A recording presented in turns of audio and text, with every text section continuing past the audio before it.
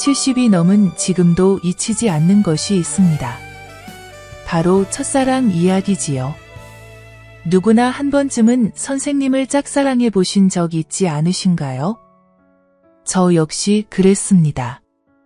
눈을 감으면 여전히 그 시절 교실의 햇살이 떠오릅니다. 분필 가루가 허공에 흩날리고 창밖에서는 매미 소리가 요란스럽게 들려오던 그 무더운 여름날에 하얀 셔츠를 단정히 입고 교실로 들어오시던 30살 즈음의 수학 선생님 모습이 말이에요. 검은 머리카락은 언제나 가지런히 빗겨져 있었고 칠판에 복잡한 공식을 쓰실 때마다 팔뚝에 도드라진 핏줄이 유난히도 또렷하게 보였는데 오른쪽 귀 밑에 박혀있던 조그만 점까지도 그렇게 눈에 들어왔던 건 아마도 제가 이미 마음을 빼앗겨 있었기 때문이었을 거예요. 그 조그만 점 하나조차 저에게는 세상 어떤 보석보다도 소중했으니까요. 그 점을 가만히 바라보고 있노라면 마치 선생님의 모든 비밀을 아는 것 같은 묘한 기분이 들어서 혼자서 씩 웃음이 새어나오곤 했던 거지요. 교실 뒤편 제 자리에서 바라보는 선생님의 듬직한 뒷모습은 정말 한 폭의 그림 같았어요. 어떤 날은 파란색 와이셔츠를, 또 어떤 날은 연한 회색 조끼를 입고 오시기도 했는데 그때마다 저는 조용히 공책 한켠에 그날 선생님이 입으신 옷의 색깔을 꼼꼼히 끄적이며 마음속으로 그분을 그려보곤 했지요. 창문으로 스며들어 오는 오후 햇살이 선생님의 넓은 어깨를 은은하게 비출 때면 그 빛이 마치 후광처럼 보였고 저는 그저 넋을 잃고 바라만 볼 뿐이었어요. 수학 문제 같은 건 머릿속에서 아예 사라져버리고 오직 선생님의 세심한 움직임 하나하나만이 눈에 들어왔던 거예요. 다른 친구들도 다들 선생님을 좋아한다는 걸 저는 금세 눈치챘거든요. 교실 안에서는 선생님이 나타나시기만 하면 은근히 들뜨고 수근거리던 기운이 매일같이 감돌았는데 특히나 앞자리에 앉은 여학생들은 선생님이 지나가실 때마다 목소리 톤이 한 옥타브씩 올라가곤 했어요. 하지만 이상하게도 저는 늘 선생님이 저한테만 조금 더 다정하게 웃어주신다고 믿고 싶었어요. 아니, 믿어야만 했다고 해야 맞을 거예요. 문제를 틀려도 괜찮다고, 천천히 해도 된다고, 마치 제 편이 되어주듯 말해주시던 그 따뜻한 목소리와 부드러운 말투가 얼마나 가슴 깊이 스며들었던지 아직도 귓가에 선명하게 남아있으니 말이에요. 그 목소리를 들으면 가슴 한가운데서 뜨끈한 무언가가 온몸으로 퍼져나가서 몸이 나른해지는 것 같았어요. 특히나 제가 답을 맞췄을 때 선생님이 지어주시던 그 환한 미소라니요. 잘했다. 정말 잘했어 하며 엄지손가락을 치켜세워 주시던 그 격려의 표현은 지금도 머릿속에 선명해요. 다른 아이들이 똑같이 답을 맞췄을 때와는 분명히 다른 표정, 분명히 다른 목소리였다고 지금도 확신해요. 물론 그게 제 착각이었을 수도 있지만 그때의 저는 그런 착각이라도 해야만 하루하루를 버텨낼 수 있었거든요. 선생님의 그 미소 하나로 하루 종일 기분이 둥둥 떠다녔고 집에 가서도 거울 앞에 서서 선생님이 저를 보며 웃어주시던 그 표정을 혼자 흉내내곤 했어요.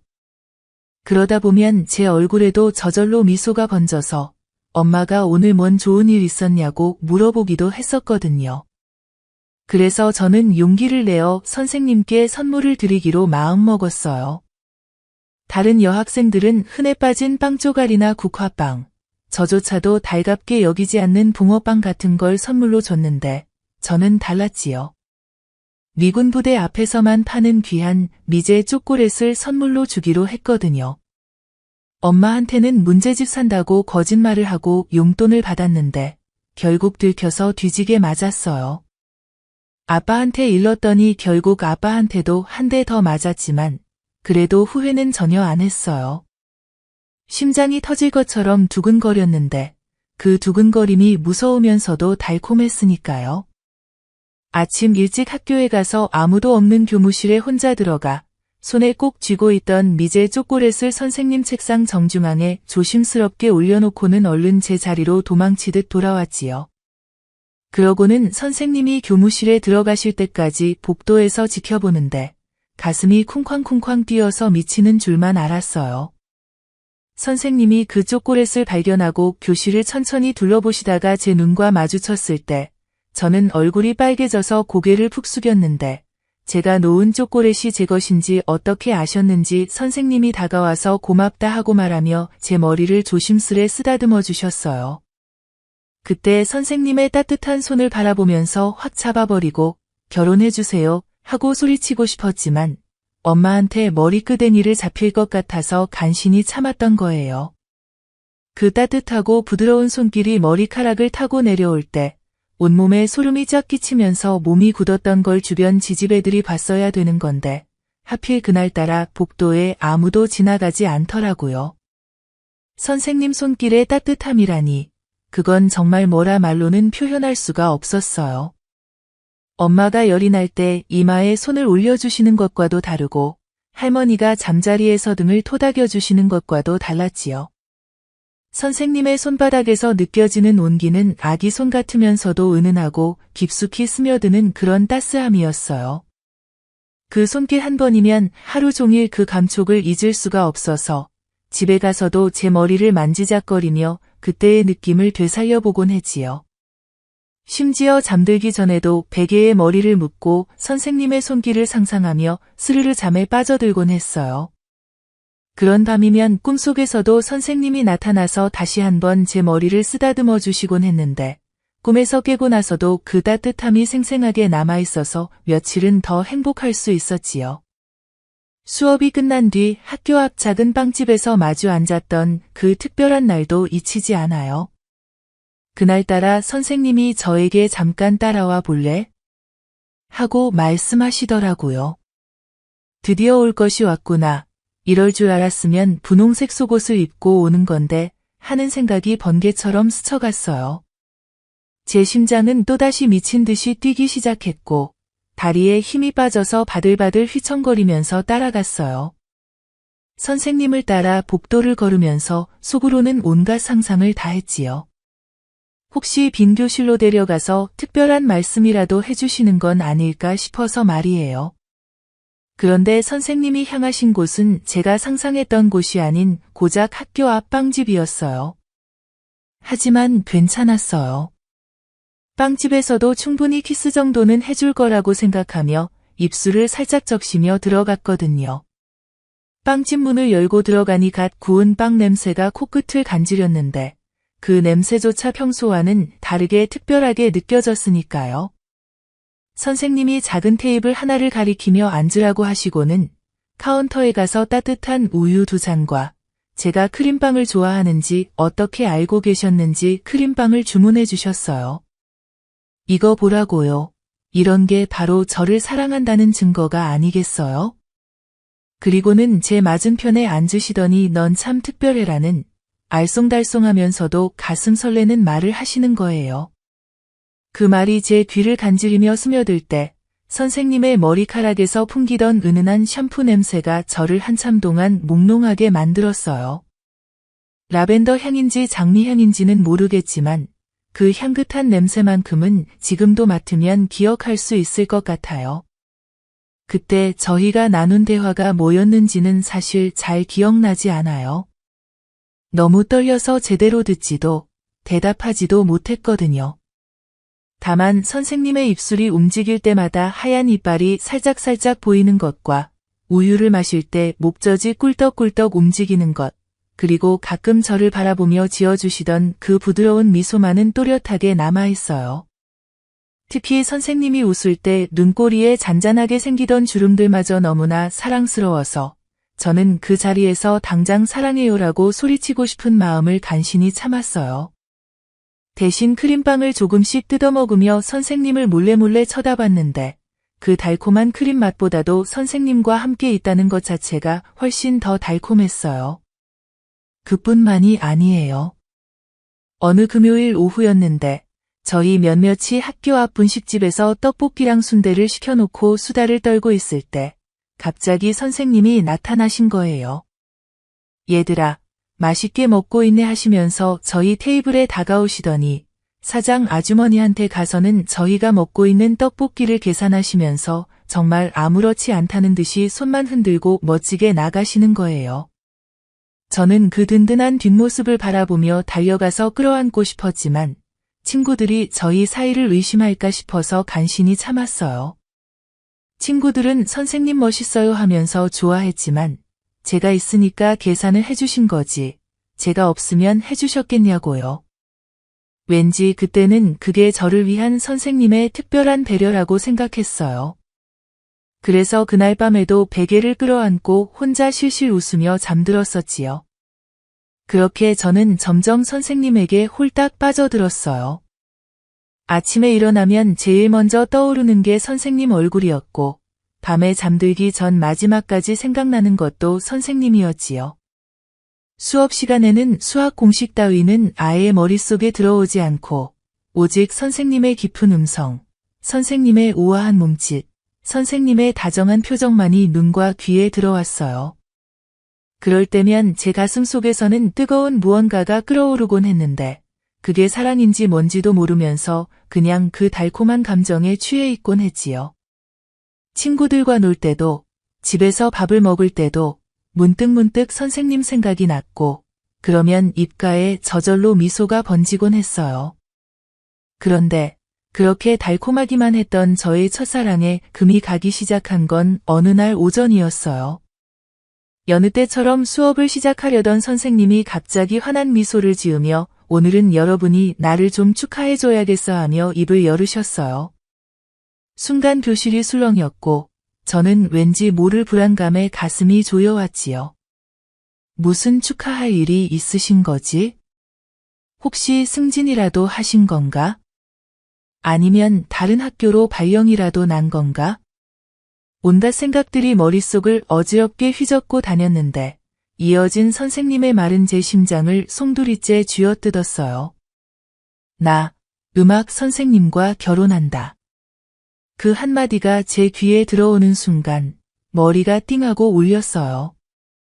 순간 연필을 잡은 손이 덜덜 떨렸고 제 가슴 안에서는 무언가 무너져 내리는 소리가 났어요. 모두가 박수를 치며 환호하는데 저는 그 속에서 혼자 숨조차 쉴 수 없었어요. 박수 소리가 천둥 소리처럼 귀를 때리고 친구들의 축하 인사가 얼마나 가슴을 찢어 놓았는지 몰라요. 속으로는 이 배신자 같은 놈, 날 속였구나, 개 같은 놈. 하면서 온갖 욕을 중얼거리면서 울면서 고개를 숙였어요. 음악 선생님이라니, 나이만 많지 저보다 못생긴 음악 선생님과 결혼한다니요. 그 순간 제가 얼마나 바보 같고 한심한 존재인지 깨달았어요. 여자는 얼굴만 예쁘다고 되는 게 아니었구나, 나이가 많아야 하는구나 하면서 속으로 저주할 거예요. 오래 못 갈 거야. 분신사바로 저주를 내려주겠어. 그리고 너희 둘은 이혼할 거고 선생님은 저에게로 달려와 눈물을 흘리며 제 다리를 잡고 매달리겠지 하면서 중얼거리고 얼마나 울었는지 눈알이 팅팅 부었었어요. 교실에서 나와 복도를 걸어가는데 다리가 부들부들 휘청거렸어요. 뭔가 허탈하고 힘이 쭉 빠지는 느낌이었지요. 화장실에 들어가서 거울을 보니 제 몰골이 말이 아니었어요. 눈은 벌개져서 금방이라도 눈물이 쏟아질 것 같았거든요. 찬물로 얼굴을 씻고 또 씻었지만 그 충격은 가시질 않았고 심장에 멍이 든 건지 오히려 시간이 갈수록 더 깊게 아팠어요. 그날 오후 내내 저는 멍하니 앉아있기만 했고 선생님이 무슨 말씀을 하시는지 한마디도 귀에 들어오지 않았어요. 결혼한다는 그 말만 계속 머릿속에서 맴돌면서 저를 괴롭혔지요. 그날 집으로 돌아가는 길, 발걸음이 무겁고 기분이 바닥까지 떨어져 있었어요. 평소 같으면 신나게 뛰어다니며 돌아갔을 텐데 그날만은 한 걸음 한 걸음이 그렇게 힘들 수가 없었던 거예요. 학교 앞 빵집을 지나갈 때는 며칠 전 선생님과 함께 앉았던 그 테이블이 눈에 들어와서 또 한 번 가슴이 답답해졌어요. 그때는 그렇게 행복했는데 이제는 그 모든 게 저 혼자만의 착각이었다는 걸 알게 됐으니까요. 선생님이 저를 특별하다고 하신 그 말도, 다정하게 쳐다보시던 그 눈길도 모든 게 그냥 선생님으로서의 당연한 친절이었을 뿐이라는 걸 그제야 깨달았던 거지요. 대체 빵은 왜 사주신 거예요? 아무튼요. 집에 들어가서도 밥맛이 없었고 엄마가 무슨 일 있냐고 물어봐도 그냥 아무것도 아니에요라고 대답할 수밖에 없었어요. 뭐라고 말하겠어요. 수학 선생님한테 첫눈에 반해서 혼자 난리쳤는데 선생님은 음악 선생님이랑 결혼한다고 하더라고. 이런 소리를 제가 어떻게 하겠냐고요. 그렇게 방에 들어가서 침대에 누워 천장만 멀거니 바라보고 있어도 머릿속은 더 복잡했어요. 가슴 한가운데가 뻥 뚫린 것 같기도 하고 뭔가 억울하기도 하고 화나기도 하고 그랬지요. 그렇게 밤새 베개를 적시며 울다 지쳐서 잠이 들었어요. 그날 밤 꿈에서는 선생님이 나타나서 미안해. 사실 너를 제일 좋아했는데 음악 선생님이 꼬리치는 바람에 어쩔 수 없었어라고 말하는 거예요. 꿈에서나마 그런 말을 들으니까 기분이 좀 나아지는 것 같았는데 아침에 일어나니까 현실은 여전하더라고요. 선생님은 여전히 음악 선생님과 결혼하실 거고 저는 여전히 그냥 학생 중 한 명일 뿐이었으니까요. 세수를 하면서 거울을 봤는데 눈이 퉁퉁 부어 있어서 엄마한테 들킬까봐 찬물로 계속 눈을 씻었어요. 그래도 부기가 안 빠져서 학교 가기 전까지 수건으로 눈을 찜질했던 기억이 나요. 학교에 가서 선생님을 마주치는 게 그렇게 어색할 수가 없었어요. 평소 같으면 안녕하세요 하고 인사도 크게 했을 텐데 그날은 고개만 살짝 숙이고 지나갔지요. 선생님도 뭔가 어색했는지 안녕하고만 말하고 지나가시더라고요. 수업 시간에는 아예 선생님 쪽을 쳐다보지도 않았어요. 대신 창밖만 멍하니 바라보고 있었는데 매미 소리가 유난히 시끄럽게 들렸던 게 지금도 기억나요. 그때는 그 매미들마저 저를 놀리는 것 같았거든요. 점심시간에 친구들이 야, 너 얼굴이 왜 그래? 라고 물어봤는데 그냥 배 아프다고 둘러댔어요. 어린 학생 나부랭이들에게 말해봐야 무슨 소용이 있겠어요? 성숙한 제 마음이 아프다고 할 수도 없고 그냥 몸 어딘가가 아프긴 한 것 같았으니까요. 눈치 없는 것들이 떡볶이는 먹고 싶은지 계속 데리고 가려 하는데 제가 거절했어요. 평소 같으면 떡볶이 소리만 나와도 침을 흘렸을 텐데 그날은 정말 아무것도 먹고 싶지 않았어요. 그러다가 며칠 뒤 또 충격적인 소식을 들었어요. 친구 하나가 와서 야, 선생님 결혼식이 다음 달이래 하는 거예요. 다음 달이라니 생각보다 훨씬 빨랐어요. 그때 또 가슴이 내려앉았는데 이번엔 눈물도 안 나더라고요. 그냥 허탈했어요. 아, 정말로 끝났구나 싶었지요. 그 친구가 선생님이 우리 반 애들도 결혼식에 와도 된다고 하시던데라고 하는데 저는 갈 수가 없잖아요. 사실 제가 선생님이랑 결혼만 안 한 사이지 할 건 다 했잖아요. 빵도 먹고 눈빛도 교환하고 초콜릿도 주고. 아무튼요. 시간이 지나면서 점점 화가 나기 시작하는 거예요. 처음엔 그냥 슬펐는데 나중엔 배신당한 기분이 들었어요. 물론 선생님이 저한테 뭘 약속하신 것도 아니고 제가 혼자 착각한 건 맞지만 그래도 뭔가 억울했던 거지요. 왜 하필 음악 선생님이에요? 왜 하필 지금이에요? 이런 생각들이 머릿속을 맴돌았어요. 심지어 길에서 커플들만 봐도 짜증이 났지요. 뭐가 그렇게 좋다고 팔짱 끼고 다니냐, 이런 생각까지 들었으니까요. 결국 결혼식 날이 왔어요. 토요일 오후였는데 저는 집에서 만화책이나 보고 있었지요. 그런데 자꾸 시계를 쳐다보게 되더라고요. 지금쯤 식장에 도착했겠어. 지금쯤 식이 시작됐겠어. 지금쯤 키스하고 있겠어. 이런 식으로 말이에요. 만화책 내용은 하나도 머릿속에 안 들어오고 그냥 페이지만 넘기고 있었어요. 오후 내내 그렇게 앉아있다가 저녁때가 돼서야 이제 진짜 끝났구나 싶었지요. 그렇게 결혼을 하신 선생님은 신혼여행을 갔다 오신 후로는 확실히 밝아지셨어요. 복도에서 마주쳐도 예전처럼 저한테 신경 쓰시는 눈빛은 전혀 없고 그냥 다른 학생들이랑 똑같이 대하시더라고요. 아무래도 음악 선생님한테 완전히 푹 빠져버리신 것 같아요. 이제 저 같은 건 머릿속에서 완전히 지워지신 거지 뭐예요. 수업 시간에도 예전처럼 제가 딴짓하거나 졸아도 특별히 신경 안 쓰세요. 그냥 야, 일어나 이런 식으로만 말하고 끝이에요. 예전엔 수업 끝나고 따로 불러서 괜찮냐, 무슨 일 있냐 이렇게 물어보기도 하셨는데 이제는 그런 것도 없고요. 점심시간마다 음악실 앞을 지나갈 때면 두 분의 웃음소리가 들려왔어요. 처음엔 그냥 지나쳤는데 어느 날 호기심에 살짝 들여다봤더니 선생님이 음악 선생님 옆에 바짝 붙어 앉아서 피아노 치는 법을 배우고 계시더라고요. 음악 선생님이 선생님 손을 잡고 건반을 짚어주는 모습을 보고 있으니까 가슴이 갑갑해서 그냥 뛰쳐나왔어요. 그걸 보고 나서야 확실히 깨달았지요.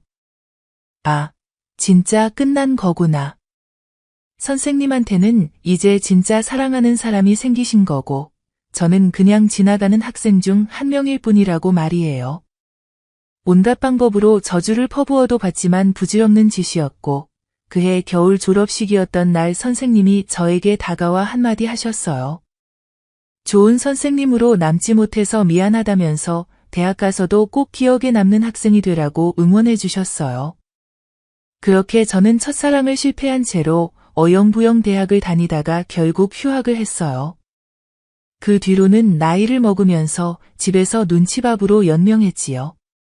아침에 늦잠만 자고 방에 틀어박혀 멍하니 누워있으면 괜히 엄마 발소리, 아버지 헛기침 하나에도 숨이 막히는 것 같았어요. 밥상에 앉아도 말 한마디 못하고 고개만 숙였지요.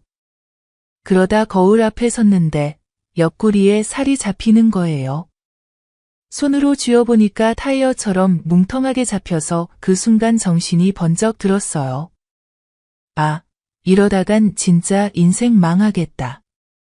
이제라도 정신 차려야겠다. 그렇게 다짐하고는 어떻게든 일을 구해야겠다고 결심했어요. 마침 친구가 공장을 소개해줬어요. 그 친구는 언제까지 연애도 못해보고 나이만 먹을 거냐면서 자기네 공장에 오면 남자들이 바글바글하다며 줄 세워놓고 고르기만 하면 된다고 꼬드겼지요. 그 말이 솔깃했어요. 집에만 있다 보니 괜히 외롭고 저도 누군가 옆에 있길 바라는 마음이 있었거든요. 그래서 반쯤은 속는 셈 치고 따라 나섰어요. 근데 막상 가보니까 남자는 그림자도 없고 전부 여자들만 재봉틀 앞에 앉아 있었어요. 사방에서 기계 소리가 쏟아져 나오는데 귀가 멍멍할 정도였고 천장에는 언제 떨어져도 이상하지 않을 낡은 선풍기가 삐걱거리며 위태롭게 돌아가고 있었고 바닥에는 기름때가 덕지덕지 쩔어 있어서 여차하면 그대로 미끄러져서 어디 한 군데 부러질 것 같았어요. 일하는 여자들은 다들 고개를 숙인 채 무표정으로 바느질만 하고 있는 광경을 보면서 친구 말만 믿고 끌려왔던 제가 한심하더라고요. 처음부터 미신 공장에 남자가 있을 거라고 생각한 제가 바보였지요. 화를 참지 못하고 친구한테 소리치고는 공장 밖으로 뛰어나왔어요. 그런데 하늘에 구멍이라도 뚫렸는지 비가 억수같이 쏟아지더라고요. 우산도 없으니 금세 머리부터 발끝까지 다 젖어버렸지요. 황급히 공장 천막 밑으로 파고들어 비를 피하고 있는데 화장실에 가던 아주머니가 제 쪽을 보며 공장이 생각보다 봉급이 괜찮다고 말해주시면서 미소를 지으셨어요. 그 말을 들으니까 제가 찬물 더운 물 가릴 때가 아니라는 생각이 스치더라고요. 집에서 눈치 보며 뱃살 부여잡고 한탄하는 것보다야 힘들어도 제 손으로 벌어서 주머니 채우는 게 낫겠다 싶어서 마음을 바꿨지요. 그렇게 저는 그 공장에서 일을 시작하게 됐어요. 30이 되던 해, 저는 공장에서의 반복된 나날 속에서 조금씩 지쳐가고 있었어요. 하루 종일 재봉틀 앞에 앉아 발로 페달을 밟으면 허벅지는 뻣뻣하게 굽고 손가락은 바늘에 찔려 굳은 살과 상처가 번갈아 자리 잡았지요. 퇴근해서 방에 돌아오면 엄마가 준 김치 몇 조각에 밥을 비벼 허겁지겁 삼키고는 그대로 이불에 쓰러져 잠드는 게 전부였어요.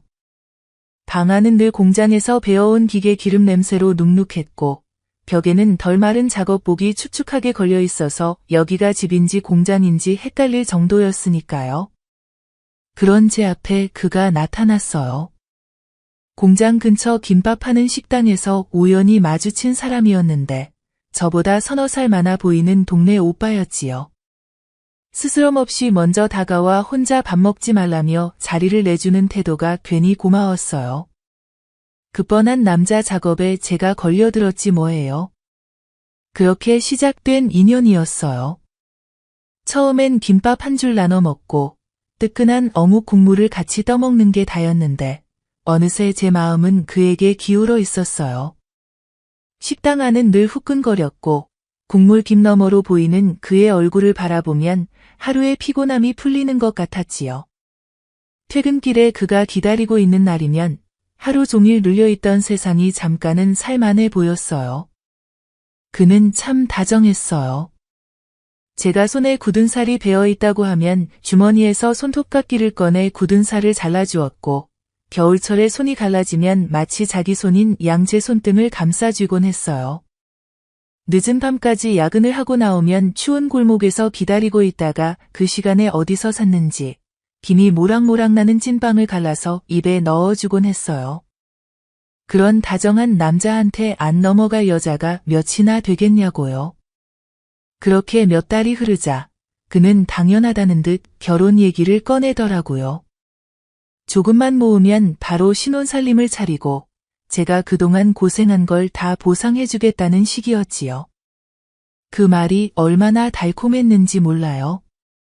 학생 시절 선생님을 보며 꿈꿨던 설렘은 허상에 불과했지만 이 사람은 현실이었으니까요. 그래서 저는 그 말만 믿고 앞만 보고 달려가도 될 줄 알았어요. 근데 행복은 오래가지 않았어요. 언제부턴가 그는 자꾸 돈 얘기를 꺼내기 시작했거든요. 가게를 열려면 보증금이 필요하다느니, 엄마가 아프셔서 병원비가 모자란다느니, 친구가 급히 돈이 필요하다느니, 이유는 끝이 없었어요. 처음엔 부탁하는 정도였는데, 시간이 지날수록 횟수도 늘어나고 액수도 커지더라고요. 그때마다 제 마음은 갈라졌어요. 결혼할 사람인데 내가 도와줘야지 하는 마음과 왜 자꾸 이런 얘기만 할까 하는 불안이 같이 올라왔거든요. 어렵게 모아둔 돈을 내어주면서도 결혼하면 다 같은 돈이니 괜찮다고 스스로를 달래곤 했어요. 그런데 이상하게도 시간이 갈수록 그에게 기대는 게 아니라 제가 그를 떠받치고 있다는 생각이 강하게 들었어요. 돈을 줄 때마다 곧 갚을 거라고 했지만 그 약속은 번번이 미뤄졌어요. 그럴 때마다 제 안에서 뭔가 하나씩 무너져 내렸지요. 불안은 점점 커졌어요. 돈을 받아간 뒤로 며칠씩 나타나지 않는 일이 잦아졌는데 하루 이틀쯤은 바빠서 그러려니 했어요. 그런데 사흘, 나흘이 지나도록 소식이 없으면 미칠 것 같더라고요. 괜히 우편함을 열어보고 혹시 편지가 와 있지 않을까 기대했지만 편지는커녕 그림자조차 보이지 않았어요. 며칠 뒤에야 불쑥 나타나서는 피곤하다는 말 몇 마디 하고는 금세 떠나버리곤 했는데 그럴 때면 제가 허공을 붙잡고 있는 것 같아서 눈물이 나더라고요.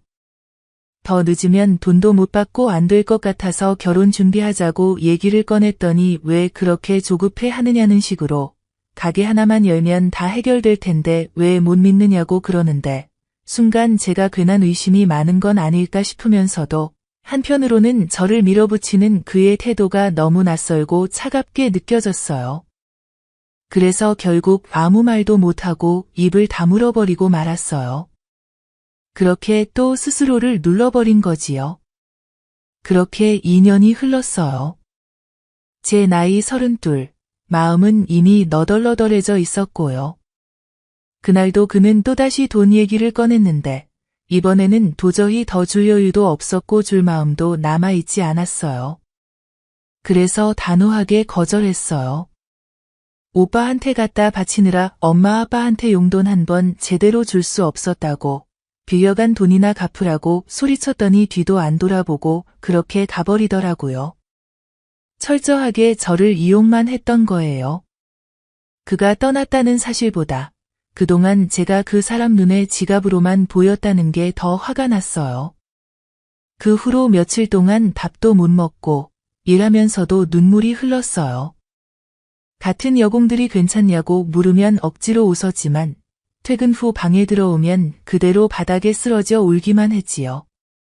불 꺼진 방 안에서 내가 뭘 잘못했을까? 돈을 더 빌려줬더라면 달라졌을까? 다른 여자가 있었던 건 아닐까? 같은 생각들이 꼬리에 꼬리를 물었어요. 지금 생각해보면 내 돈 내놓으라고 멱살 잡고 흔들었겠지만 그때는 어려서 아무것도 몰랐지 뭐예요. 그 뒤로도 오빠는 연락 한 번 없었어요. 32에 남자 하나 잘못 만나 이렇게 바보가 될 줄 누가 알았겠어요. 돈도 잃고 마음도 잃고 남은 건 후회뿐이었어요. 고향으로는 내려갈 수도 없었지요. 곧 결혼한다고 큰소리쳤던 제가 빈털터리로 돌아가면 동네 사람들 눈총이 불 보듯 뻔했으니까요. 공장에도 더는 얼굴을 들고 다닐 수가 없었어요. 제가 어떤 꼴로 버려졌는지 이미 다들 알고 있었으니까요. 공장 사장님에게는 죄송했지만 봉급날 봉급을 받고 회사를 그만뒀어요. 저녁에 몰래 가방 하나에 옷 몇 가지만 챙겨서 그렇게 해서 서울로 올라온 거예요.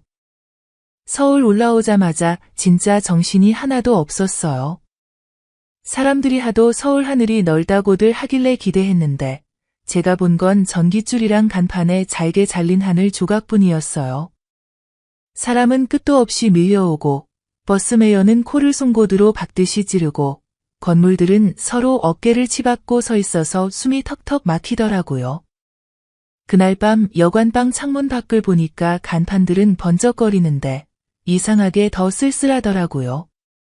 고향은 밤 9시면 개 짖는 소리만 들리는데 여긴 새벽까지도 차 소리, 술주정뱅이 소리만 이어지는 거예요. 그렇게 시끄러운데도 정작 제 마음은 더 고요해지고 그래서 더 외롭더라고요. 바다 한가운데서 혼자인 그런 느낌이었어요. 주머니 뒤져서 남은 돈을 세어보니까 겨우 몇만 원이었어요. 여관비 제하고 나면 일주일도 못 버티겠다는 생각이 들어서 다음 날부터 신문 9일란을 보면서 도시를 뻔질나게 돌았어요. 32이라고 하면 사람들 표정이 순식간에 굳으면서 젊은 애들만 뽑는다느니 나이가 애매하다느니 말끝을 흐리면서 거절이더라고요. 그럴 때마다 얼굴이 화끈거리고 발걸음에 납덩이가 달린 것처럼 무거웠어요. 22살이었다면 어땠을까? 그때 결혼이나 해버렸으면 이 지경까지는 안 왔을까 하는 그런 후회가 들었지요. 일주일 되니까 발바닥에 물집이 잡혔어요. 싸구려 구두 신고 하루 종일 걸었더니 뒤꿈치가 까져서 피도 나오더라고요. 여관에 돌아와서 발을 찬물에 담그는데 서러워서 눈물이 또 나오는 거예요. 고향에서 공장 다닐 땐 월급이라도 꼬박꼬박 받았는데 여기선 밥값부터 걱정해야 하니까 더 서럽더라고요. 그렇게 열흘쯤 되었었나요? 종로 3가 뒷골목을 어슬렁거리다가 작은 설렁탕집 하나를 발견했어요. 간판이 조금 빗돌게 매달려 있고 유리창에는 여자 주방보조 고함이라고 삐뚤빼뚤 쓴 종이가 붙어 있었지요. 한참을 망설이다가 용기를 내어 들어갔더니 사장 아주머니가 나이를 물으시고는 일이 꽤 힘들 거라고 하시더라고요. 나이 탓에 또 퇴짜 맞는 줄 알고 가슴이 철렁 내려앉았는데 표정 어딘가엔 거부감보단 걱정이 스며 있었어요. 저는 뭐든 하겠다며 떨리는 목소리로 붙잡듯이 말했고 아주머니는 다음날 새벽 5시에 나와 보라고 하시더라고요. 며칠 해보고 맞으면 계속하라고 하시면서요. 감사하다고 인사하면서도 눈물이 고여서 겨우겨우 참았다니까요. 다음 날은 새벽 4시 반에 벌떡 일어나서 부랴부랴 나갈 채비를 했어요. 여관 주인이 어디 가느냐고 묻길래 일자리 얻었다고 했더니 잘 됐다면서 환하게 웃어주시더라고요. 별것 아닌 그 웃음이 괜히 마음 한구석을 따뜻하게 데워줬어요. 가게에 도착하니까 아주머니는 벌써 불을 환하게 켜고 앞치마를 단정히 두르고 계셨고요. 처음 며칠은 배운다는 자세로 사장님을 졸졸 따라다녔어요. 새벽 5시 반이면 불을 켜고 팔을 끝도 없이 다듬고 커다란 솥뚜껑을 반질반질 닫고요. 칼질 경험이 없어서 파굽기가 들쭉날쭉했는데 사장님이 한숨을 푹푹 쉬시면서 시범을 보여주시면 저는 또 열심히 따라하고요.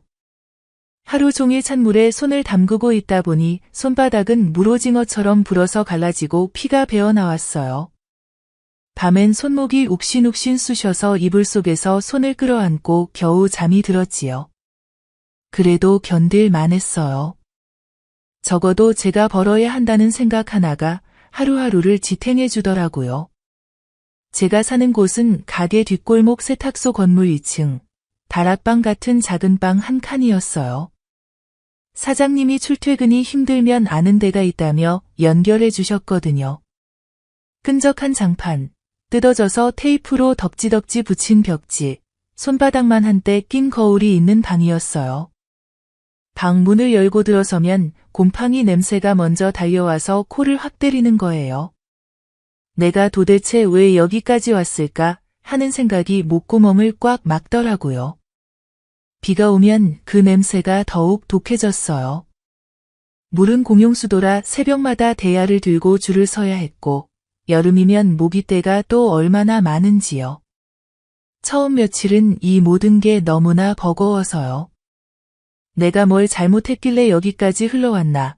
그 오빠만 아니었어도 내가 이렇게 됐을까 하는 생각들로 한탄하다가 지쳐서 잠을 자곤 했어요.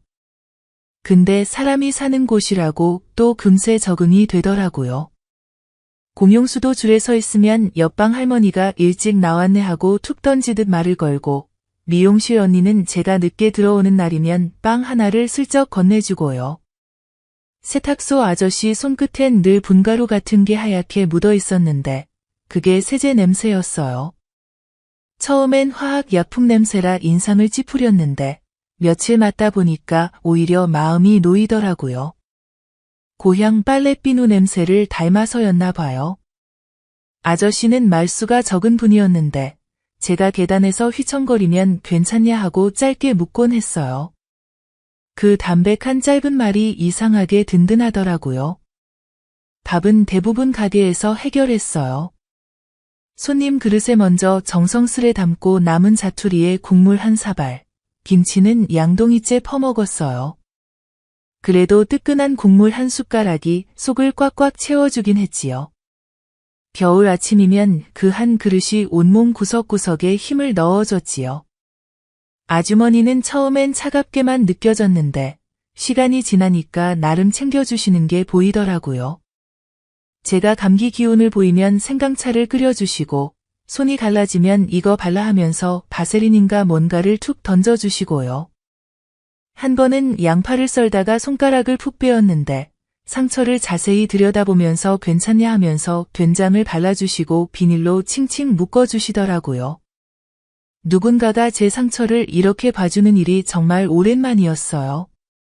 골목은 각박한 서울이라는 말과는 달리 진짜 사람 냄새가 났어요. 분식집 언니는 컵라면 뚜껑에 김치 한 줄을 예쁘게 얹어서 밀어주고 슈퍼 아저씨는 설탕 한 봉지쯤은 내일 줘도 된다며 외상 장부를 선뜻 내밀고요. 옆방 할머니는 제가 늦게 들어온 다음 날이면 몸조심해라 하고 꼭 한마디씩 얹어주셨고요. 어느 날은 꿀물 한 잔을 들고 와서 먹어봐라 며 문을 톡톡 두드리기도 했어요. 피 한 방울 안 섞였는데도 친척보다 따뜻한 말들이었어요. 그 덕분에 숨통이 좀 트였지요. 월급은 하얀 봉투에 담겨 나왔어요. 삐뚤빼뚤 제 이름이 적힌 그 봉투를 받을 때마다 비록 적은 돈이어도 제 땀으로 번 돈이라는 사실이 가슴을 단단히 눌러줬지요. 버스비를 빼고 쌀을 사고 남은 동전들은 장판 밑에 살살 숨겨뒀어요. 그 동전들이 부딪히는 소리가 제가 아직 여기서 버티고 있다는 증거 같더라고요. 하루하루는 단순했어요.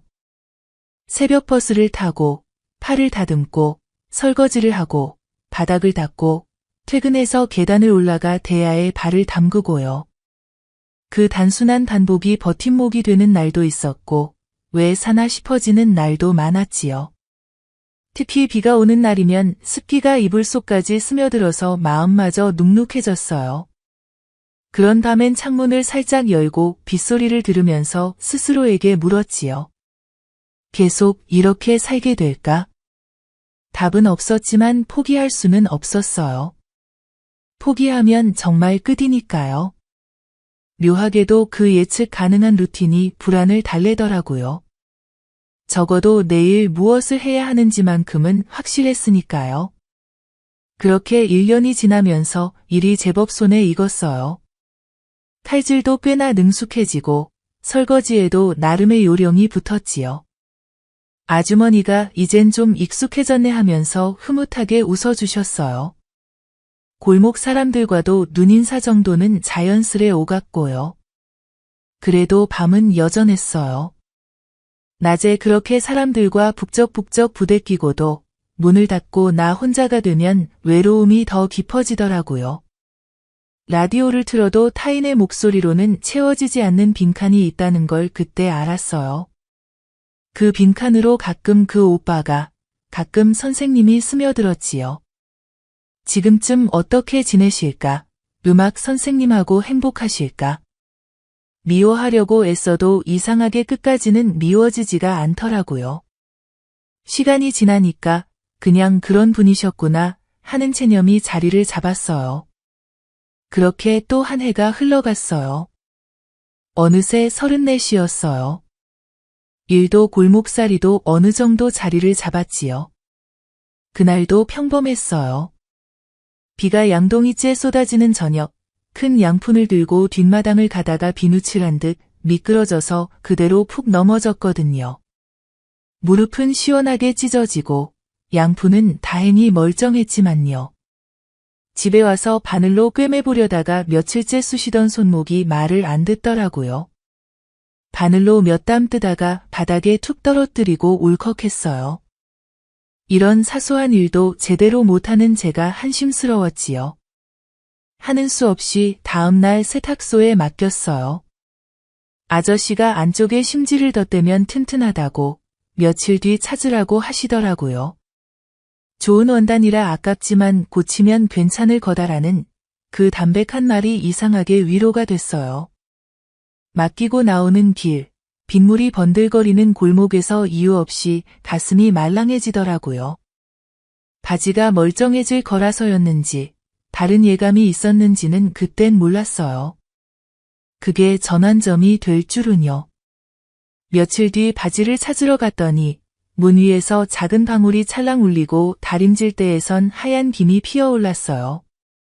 계산대 근처에 낯선 뒷모습이 서 있었는데 검은 재킷깃을 반쯤 세우고 바지 솔기를 만지작거리시더라고요. 그냥 손님인가 했지요. 근데 고개가 천천히 돌아오는 순간 저는 그 자리에서 못 박힌 사람처럼 굳어버렸어요.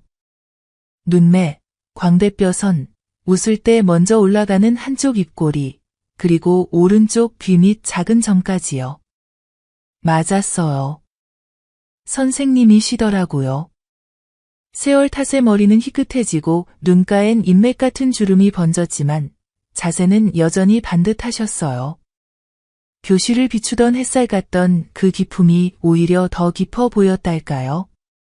바지 찾으러 왔다가 18살 심장으로 되돌아간 사람처럼 그 자리에 굳어섰어요.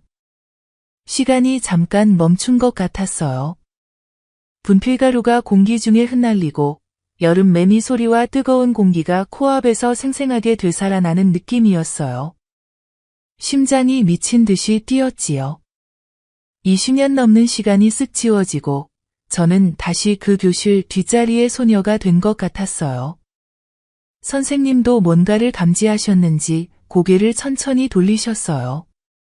눈이 마주치자 순간 아주 짧게 정말 찰나만큼 눈빛이 흔들렸거든요.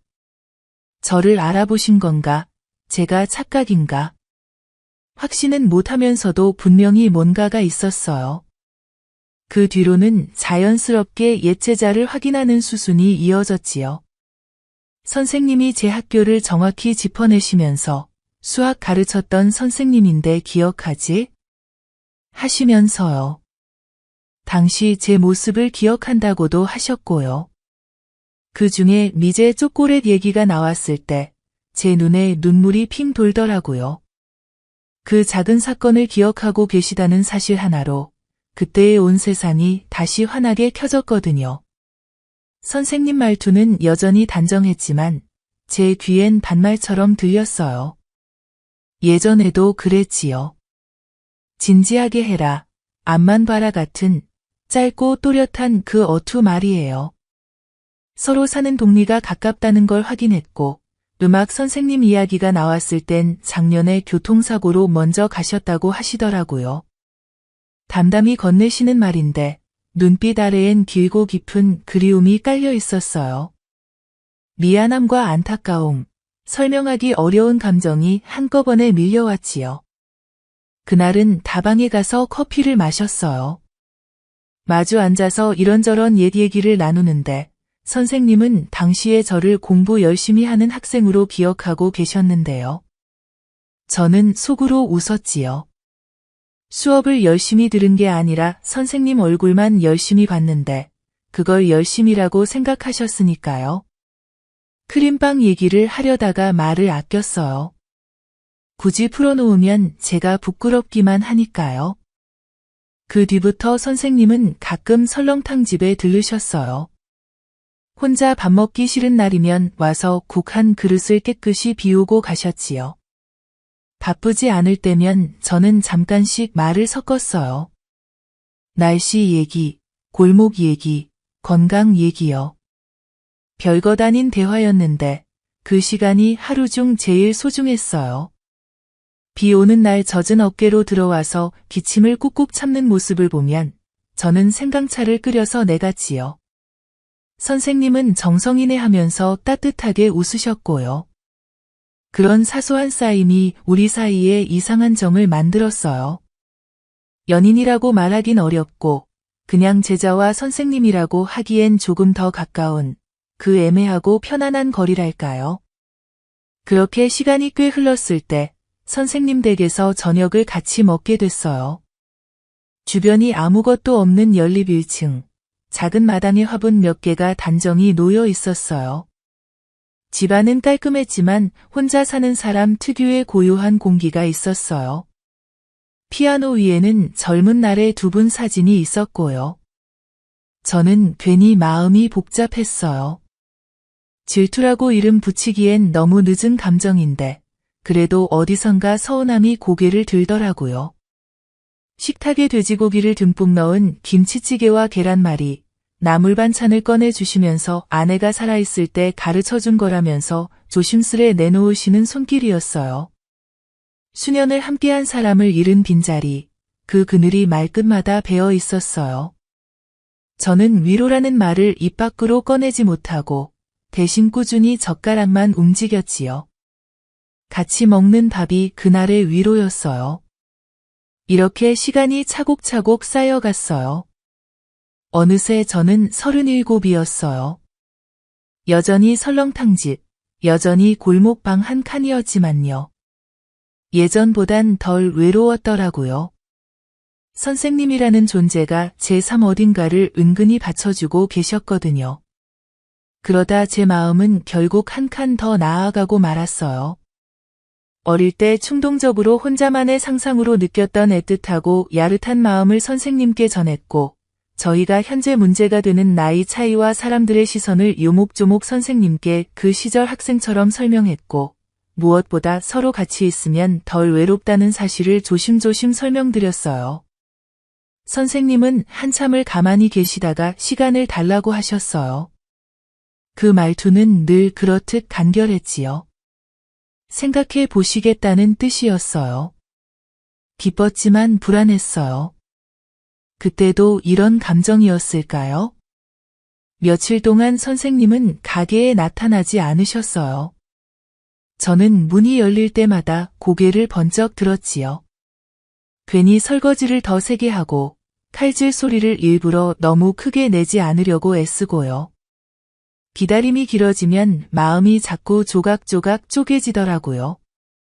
일이 손에 안 잡혔지만 그럼에도 일은 해야만 했어요. 파는 또 다듬어야 하고요. 그게 제 하루였으니까요. 일주일쯤 지나서 선생님이 다시 오셨어요. 표정은 평소보다 진지하셨고요. 생각을 해봤다고 말을 꺼내셨어요. 혼자 사는 것보다 함께 사는 게 나을 것 같다라고 하시면서 씩 웃어주시는데 그 말이 끝나기도 전에 눈물이 먼저 올라왔어요. 저는 고개만 끄덕였지요. 답을 길게 늘어놔봤자 다 뻔한 말들일 테니까요. 그냥 그 한마디면 충분했어요. 저희는 그날도 각자의 자리로 돌아갔지요. 저는 대야에 발을 담그고 장판 및 동전을 확인하고 오래전에 찢어졌던 바지 무릎을 손끝으로 살살 쓸었어요. 세탁소 아저씨가 덧댄 부위가 아직도 매끈하더라고요. 제 마음 어딘가에도 누군가가 조용히 심지를 대준 것 같았어요. 쉽게 해지지 말라고, 쉽게 터지지 말라고요. 그날 밤에 창문 밖은 또 비가 내렸는데 빗소리가 길게 이어졌지요. 저는 그 소리를 들으면서 오래전 교실 햇살이랑 지금 골목 가로등 불빛을 한 화면에 포개봤어요.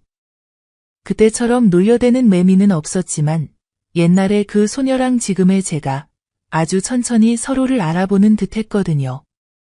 그리고 알겠더라고요. 이것도 사랑의 모양이라는 거요.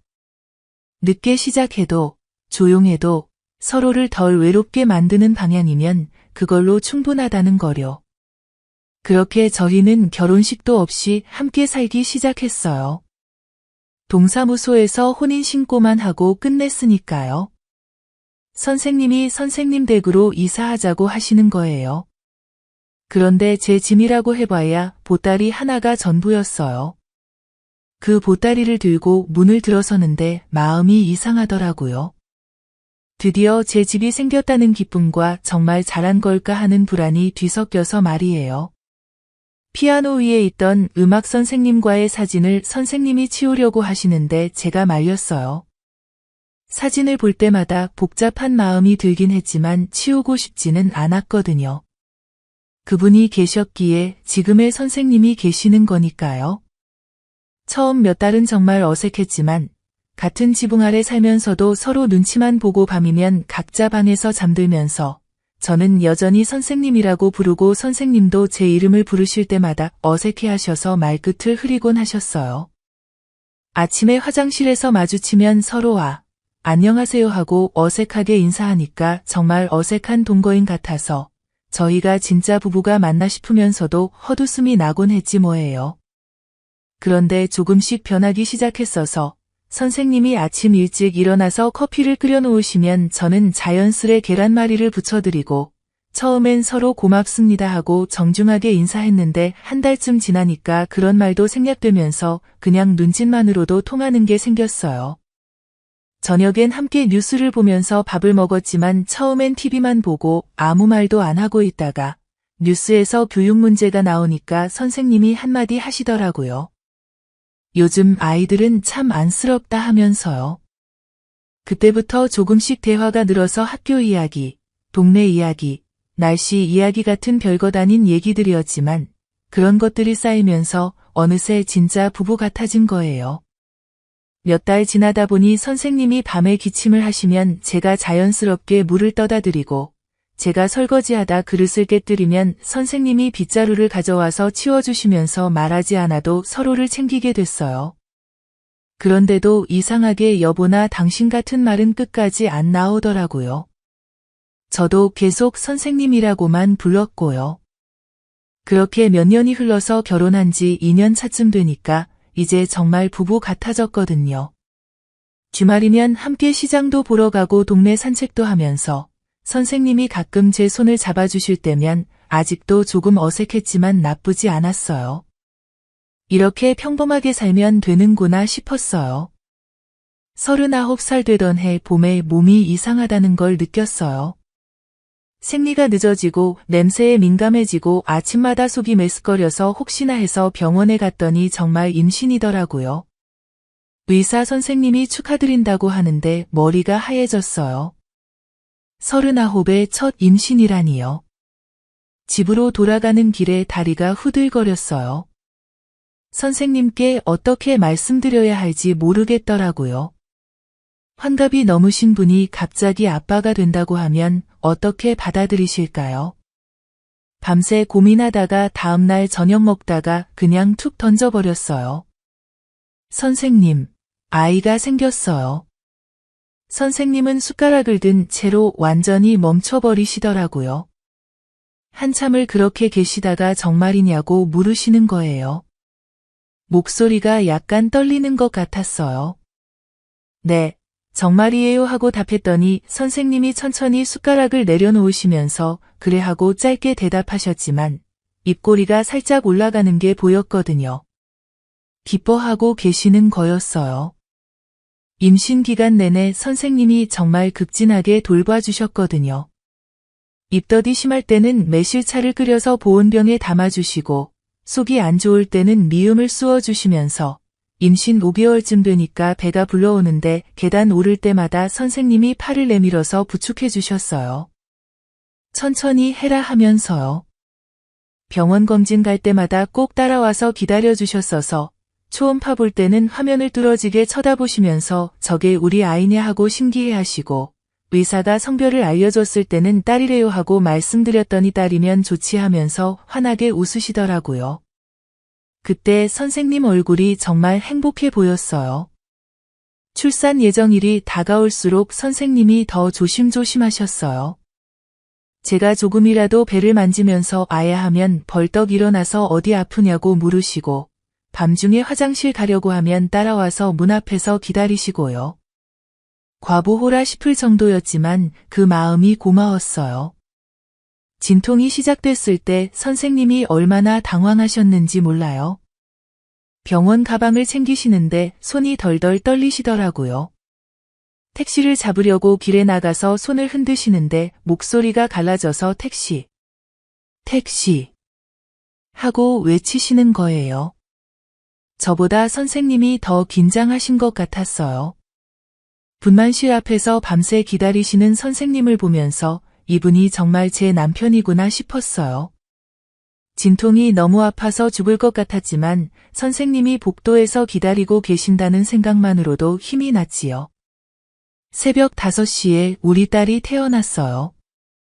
간호사가 아이를 안고 나왔을 때 선생님 얼굴을 평생 잊을 수 없을 거예요. 주름진 얼굴에 눈물이 주르륵 흘러내리면서 고생했다 하고 제 손을 꼭 잡아주시는 거예요. 그때 정말 가족이 됐다는 걸 느꼈어요. 선생님이 아이 이름을 지어주셨어요. 은별이라고 하시더라고요. 작은 별 하나가 우리에게 와줬다는 뜻이래요. 정말 예쁜 이름이었어요. 신생아실에서 은별이를 처음 안아보시는 선생님을 보니까 이분이 얼마나 아빠가 되고 싶어 하셨는지 알 것 같았어요. 집에 돌아와서는 정말 새내기 부모가 됐지요. 밤마다 울어대는 은별이 때문에 둘 다 잠을 못 자고 기저귀 갈고 분유타고 하는데 선생님이 내가 할게 하시면서 밤중에도 벌떡 일어나셔서 은별이를 달래주셨어요. 환갑이 넘으신 분이 신생아 돌보느라 고생하시는 모습을 보니까 고맙기도 하고 미안하기도 했거든요. 하지만 현실은 만만하지 않았어요. 선생님 교직원 월급으로는 세 식구가 살기에 빠듯했거든요. 분유값, 기저귀값, 병원비까지 하나하나 다 돈이 들어가는데 저는 애 보느라 일을 할 수가 없었고요. 선생님이 걱정하지 마라. 내가 어떻게든 한다고 하셨지만 얼굴에 걱정이 가득했어요. 은별이가 돌 지나고부터는 제가 집에서 할 수 있는 일들을 찾아야만 했어요.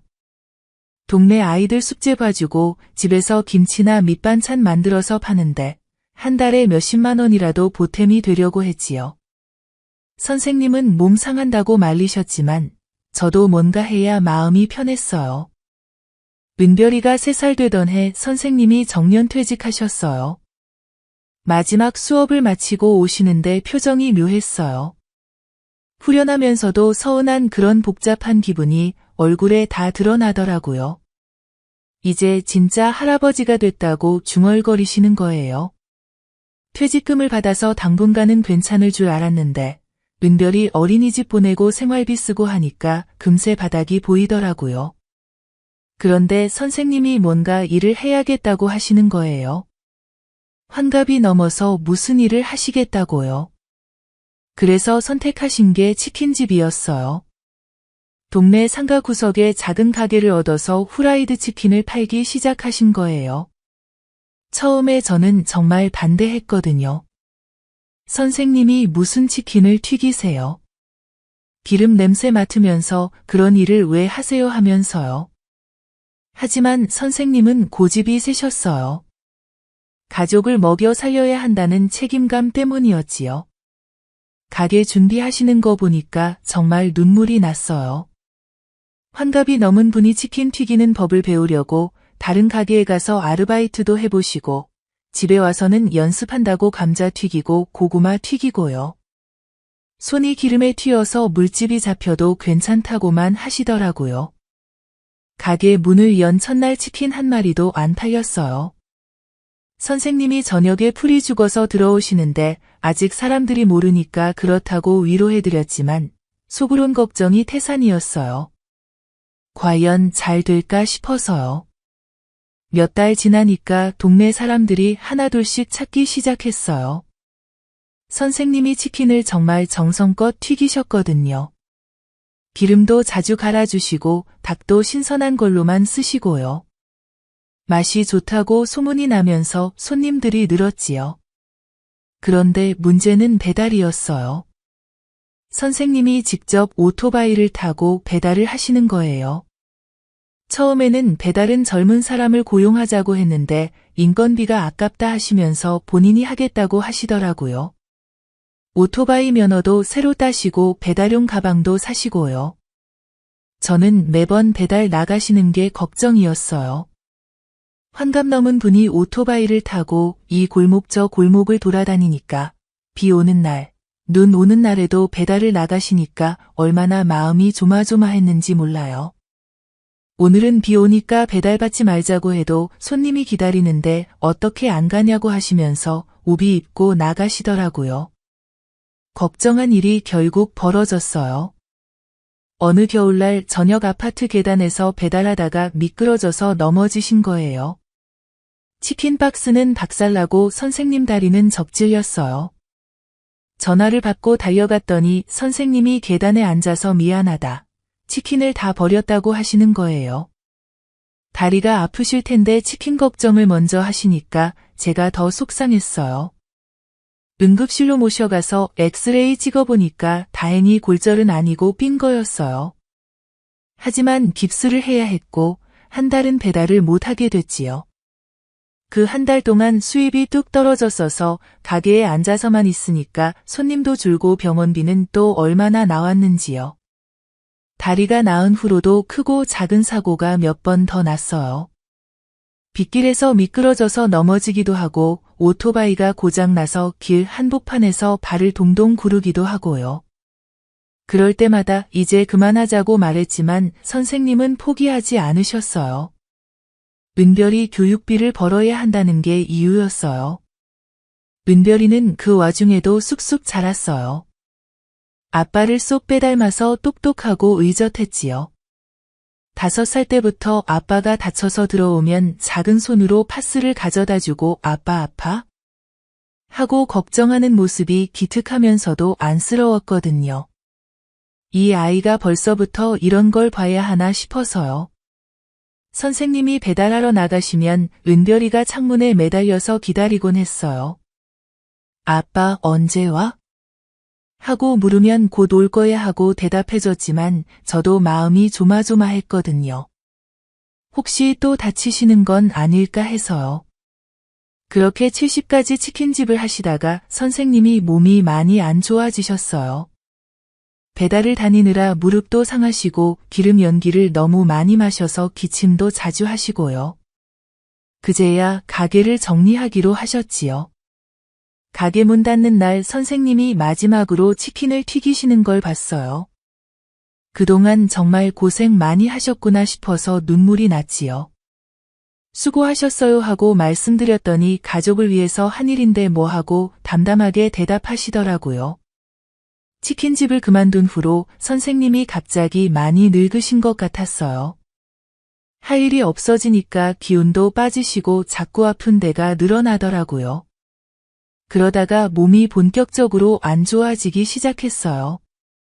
처음엔 감기인 줄 알았는데 기침이 2달이 넘도록 계속되는 거예요. 병원에 가자고 해도 괜찮다고만 하시더니 결국 어느 날 밤에 숨이 너무 가빠서 응급실로 실려갔지요. 검사 결과를 들었을 때 하늘이 무너지는 것 같았어요. 폐암이라고 하더라고요. 그것도 이미 많이 진행된 상태라고요. 의사가 6개월 정도라고 말했을 때 선생님은 오히려 담담하셨어요. 그래, 알겠다고 하시면서요. 저는 그 자리에서 주저앉고 싶었지만 선생님 앞에서 울 수는 없었어요. 그 후로 3달 동안 정말 힘들었어요. 항암 치료도 해보고 좋다는 약도 다 써봤지만 별로 나아지지 않더라고요. 선생님은 점점 야위어 가시고 말씀도 적어지시고 그래도 은별이 앞에서만큼은 아픈 티를 안 내려고 애쓰셨어요. 마지막 한 달은 병원에 입원해 계셨어요. 저는 매일 병원을 오갔지요. 선생님이 제일 좋아하시는 계란말이를 도시락에 싸서 가져가면 맛있다고 한마디 하시면서 조금씩 드셨어요. 그런데 점점 드시는 양이 줄어들더라고요. 어느 날 선생님이 저를 부르시더니 고마웠다고 하시는 거예요. 뭐가 고마우세요 하고 물었더니 같이 사라져서라고 하시더라고요. 그때 눈물이 핑 돌았지만 참았지요. 선생님이 돌아가신 건 지난 봄이었어요. 벚꽃이 한창일 때였지요. 마지막에 은별이 잘 키워라 하고 말씀하시고는 조용히 눈을 감으셨어요. 장례식 날 예체자들이 많이 와줬어요. 다들 선생님을 그리워하더라고요. 지금 저는 매일 선생님 산소에 도시락을 챙겨가요. 선생님이 좋아하시던 계란말이하고 제육볶음을 정성껏 싸서 무덤 앞에 앉아서 오늘 은별이가 이런 일 있었어요 하고 이야기도 하고요. 평생을 선생님이라고 부를 수밖에 없었고 여보나 사랑한다는 말 한 번 주고받지 못했지만 그래도 제 남편이셨고 제가 제일 사랑한 분이셨어요. 오늘도 도시락을 싸면서 생각해요. 따뜻할 때 가져다 드려야지.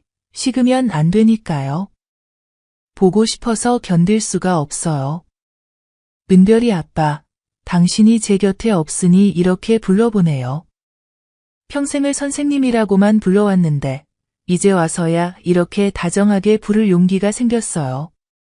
은별이가 어제 또 물어보더라고요. 엄마, 아빠는 천국에서 뭐 하고 계실까? 하면서요. 저는 그때마다 아빠는 우리를 지켜보고 계셔 하고 대답하지만 정작 저도 궁금해요. 거기서는 아프지 않으시죠? 숨 가쁘지 않으시죠? 젊은 모습으로 돌아가셔서 편안하게 계시는 건가요? 당신 없는 이 집은 너무 조용해요. 아침에 일어나면 습관적으로 당신 목 커피까지 끓여놓고 그제야 당신이 안 계시다는 걸 깨달아요. 저녁에 뉴스 볼 때도 혼자 앉아 있으니까 왠지 스산해서 채널을 자꾸 돌리게 되더라고요. 은별이는 정말 당신을 많이 닮았어요. 똑똑하고 의젓한 것도 그렇고 다른 사람 먼저 생각하는 마음씨도 그래요. 어제는 엄마 혼자 있기 외로우면 제가 더 자주 올게 하더라고요. 고마우면서도 안쓰러웠어요. 자기 일생에 바쁠 나이인데 엄마 걱정까지 해야 하나 싶어서요. 당신이 치킨집 하면서 그렇게 고생했던 이유를 이제야 알겠어요. 가족을 위해서라면 뭐든 할 수 있다는 그 마음 말이에요. 환갑이 넘어서도 오토바이 타고 배달 다니시면서 은별이 교육비 벌어야 한다고 하시던 그 말씀, 지금 생각해도 가슴이 아려요. 마지막에 병원에서 고마웠다. 같이 사라져서 하시던 말씀 기억해요? 그때 저도 말하고 싶었는데 목이 메어서 못했던 말이 있어요. 저야말로 고마웠다고, 당신을 다시 만나서 진짜 행복했다고 말하고 싶었어요. 18살에 처음 당신을 좋아했을 때는 그저 꿈 같은 일이었는데 37에 다시 만나서 함께 살게 될 줄 누가 알았겠어요. 그것도 20몇 년이나 함께 말이에요. 저희한테는 기적 같은 일이었지요. 당신과의 시간들이 전부 소중해요. 어색해하면서 같이 밥 먹던 신혼 때도, 은별이 나와서 밤새 기저귀 갈던 때도, 치킨집에서 기름 냄새 풍기며 돌아오시던 때도요. 평범한 일상들이었지만 지금 와서 생각해보면 모든 게 다 선물 같았어요. 이제 저도 많이 늙었어요. 거울을 보면 주름살이 깊어지고 허리도 굽어가네요. 당신이 계셨다면 그래도 예쁘다 하고 웃어주셨을 텐데요. 혼자서는 자꾸 초라해지는 것 같아요. 하지만 포기하지 않을게요. 은별이가 결혼해서 손자, 손녀 낳으면 당신 자랑 많이 해줄 거예요. 할아버지는 이런 분이셨단다 하면서 당신 얘기를 들려줄게요. 그래야 당신이 완전히 사라지는 게 아니니까요. 가끔 꿈에서 만날 때면 젊은 모습으로 나타나시는데 저도 그때처럼 18살이 되어서 다시 교실 뒷자리에 앉아 있어요.